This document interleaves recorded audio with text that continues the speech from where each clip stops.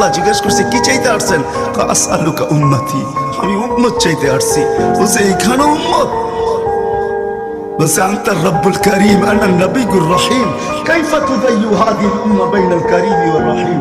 শুরুতে আপনি, শেষে আমি। উম্মত জাহান্নামে চলে যাবে, আমি আমার মনকে বুঝাইতে পারবো না। তো আল্লাহ সান্ত্বনা দিতেছে, বন্ধু কাসসামতুল কিয়ামাতা কাসমাইন সালতু তাশাফিতু শাফা। ওই দিন আপনি চাবেন আমি দিব, আপনি সুপারিশ করবেন আমি মঞ্জুর করব। আল্লাহ বলে শোনো, কিয়ামতের দিন সবাই নিচে থাকবে, আমার আর আমার উম্মতের জন্য আল্লাহ স্টেজ বানাবে উঁচা জায়গায়। আমি আমার উম্মতকে নিয়ে উঁচা জায়গায় থাকবো, সবাই নিচে থাকবে।